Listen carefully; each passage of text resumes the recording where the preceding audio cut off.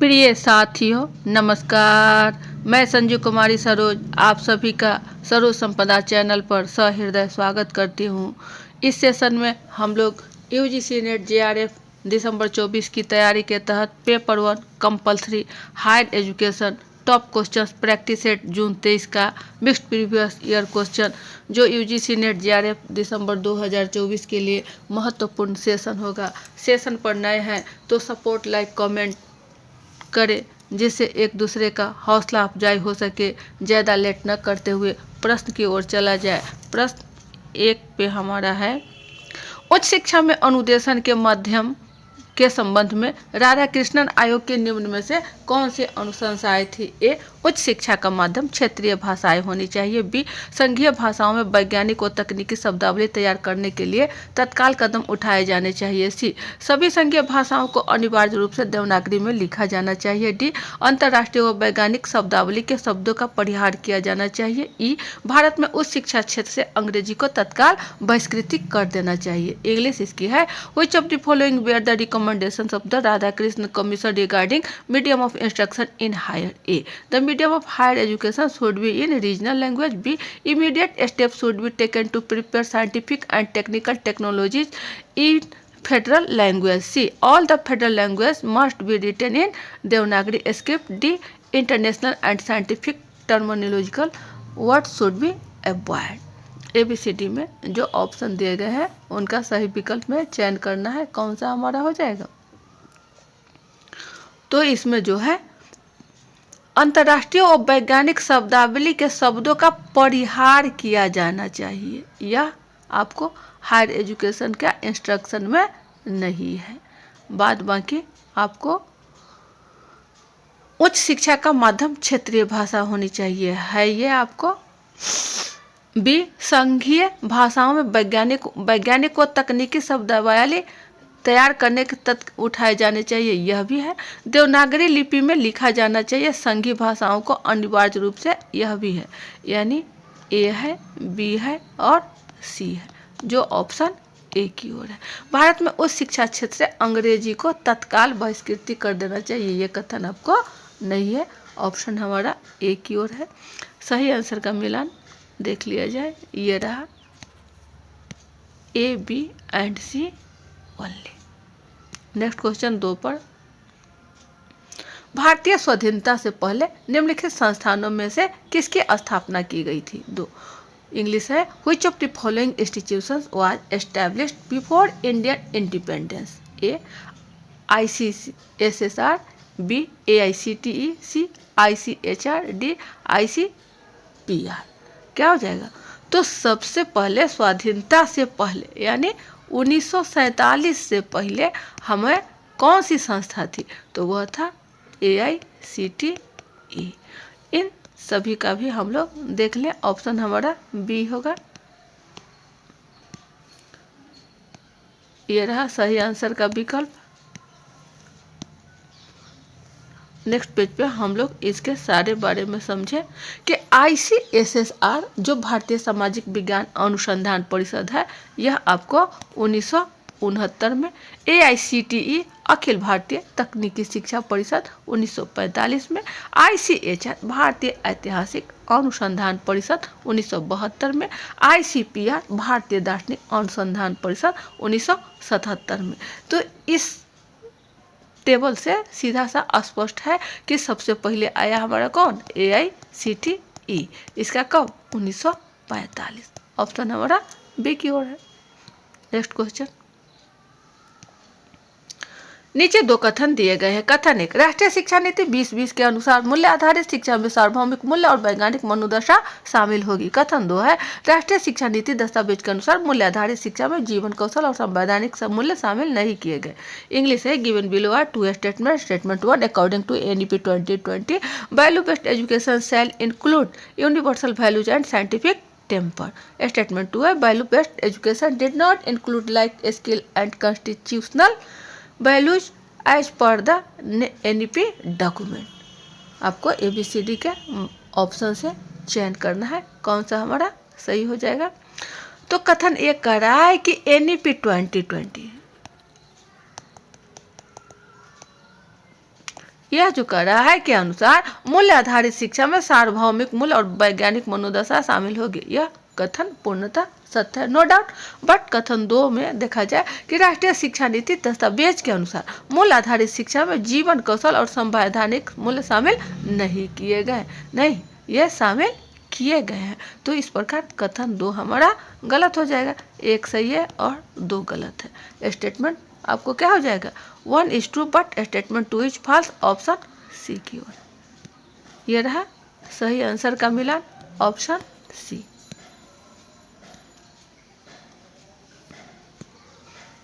Next question 4 पर है, अकादमिक निष्ठा के संवर्धन यूजीसी अधिनियम 2018 के अनुसार संस्थानिक अकादमिक निष्ठा पैनल में होंगे।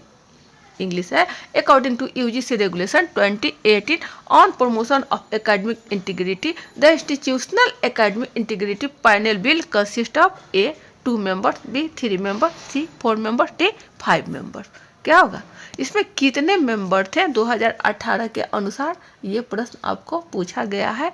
तो कुल 4 मेंबर्स थे, 4 मेंबर्स, ऑप्शन सी की ओर है। ये रहा आपका 4 मेंबर्स। नेक्स्ट क्वेश्चन 5 पर है, नीचे 2 कथन दिए गए हैं। कथन 1 है, प्राचीन काल में नालंदा ने तर्कशास्त्र के क्षेत्र में महानतम और सर्वाधिक शानदार उपलब्धियां प्राप्त की। कथन 2, नालंदा में प्रत्येक प्रोफेसर के पास केवल एक विषय का ही प्रभाव होता था। Statement 1, in ancient times Nalanda attend greatest and most brilliant achievement in the field of logic. Statement 2 है, each professor in Nalanda had charge of 1 subject only.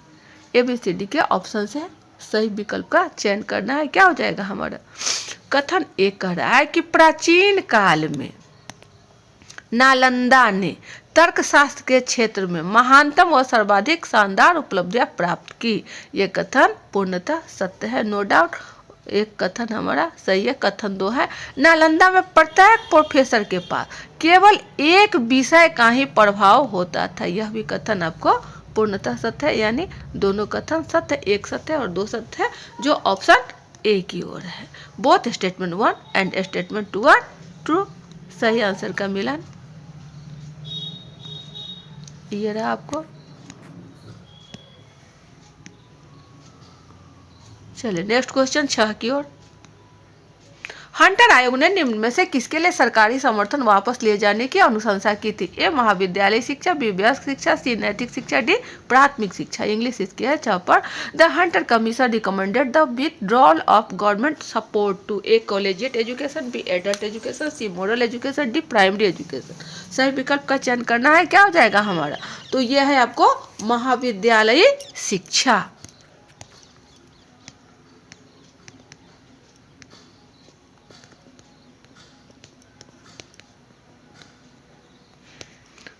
Collegiate education, option A की ओर है। सही आंसर का मिलन ये रहा। चलिए नेक्स्ट क्वेश्चन 7 पर है। NEP 2020 के अनुसार समकालीन वैश्विक चुनौतियों की अनुक्रिया में शिक्षार्थियों को निम्न में से कैसे समाज को सक्रिय प्रवर्तक बनने के लिए वैश्विक नैतिकता शिक्षा प्रदान की जाएगी। ए सहिष्णु, बी शांतिपूर्ण, सी समावेशी, डी सुरक्षित, ई संधारणीय। इंग्लिश इसकी है, according to NEP 2020 as a response to contemporary global challenge, global citizenship education will be provided to learners to become active promoters of societies. A tolerant, B peaceful, C inclusive, D secure, E sustainable। Option आपको दिया गया है ABCD में, कौन सा हमारा सही हो जाएगा, इसका चयन करना है।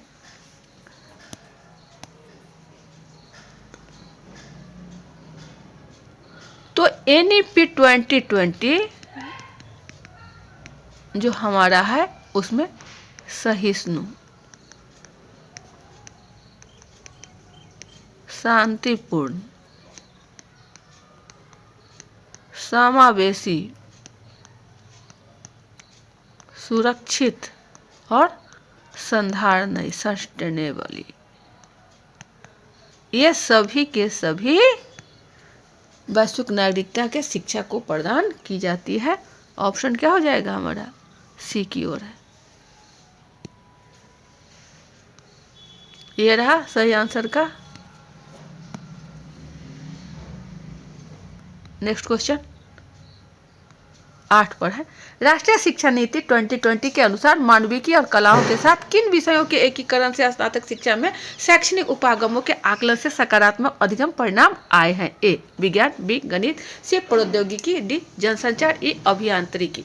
इंग्लिश इसकी है According to NEP 2020, assessments of educational approach in undergraduate education integrating humanities and arts with which of the following disciplines have consistently shown positively learning outcomes? A science, B mathematics, C technology, D mass media, E engineering। इसमें कौन सा विकल्प हमारा सही होगा? ABCD में चयन करना है।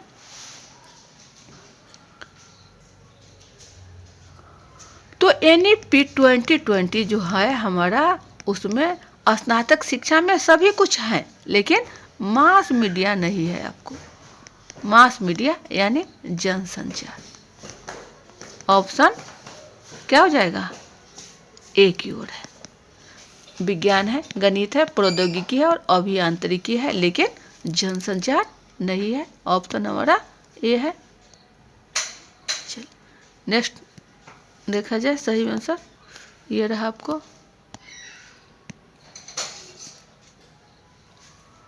चलिए नेक्स्ट क्वेश्चन 9 की ओर।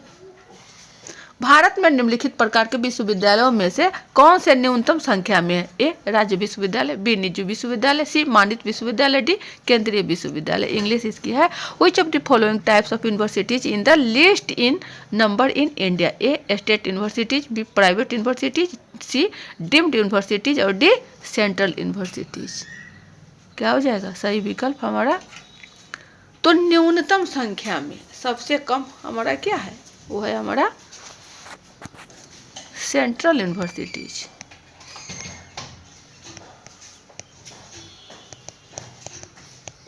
यानी केंद्रीय विश्वविद्यालय। ऑप्शन डी की ओर, यह जो है सबसे कम संख्या में। चलिए नेक्स्ट सही मिलान कर दिया जाए।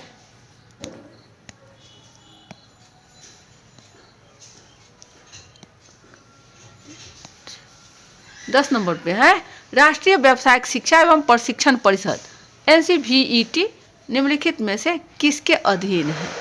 ए शिक्षा मंत्रालय, बी विश्वविद्यालय अनुदान आयोग, सी कौशल विकास और उद्यमिता मंत्रालय, डी अखिल भारतीय तकनीकी शिक्षा परिषद।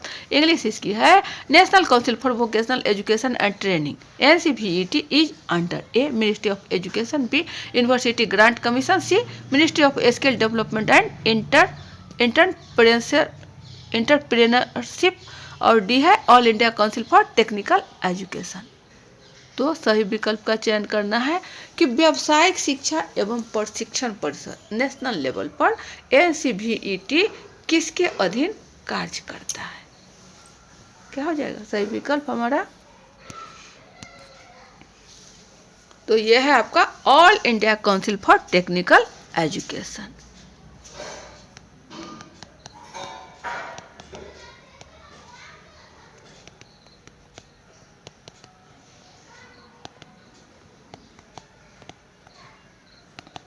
AICTE ऑप्शन डी की ओर। सही आंसर का मिलान देख लिया जाए। ये रहा आपका सही आंसर, ऑप्शन डी। तो ये थे आपके कुछ महत्वपूर्ण प्रश्न जिसे 2024 के लिए महत्वपूर्ण होगा। सेशन पढ़ना है, सेशन को सपोर्ट, लाइक, कमेंट, शेयर करें जिससे एक दूसरे का हौसला अफजाई हो सके। वीडियो ज़्यादा लंबा न बने। सेशन को यही बाइंड अप किया जाता है। अगले सेशन में पुनः अच्छे अच्छे प्रश्नों को लेकर उपस्थित होंगे। तब तक के लिए जय हिंद, वंदे मातरम।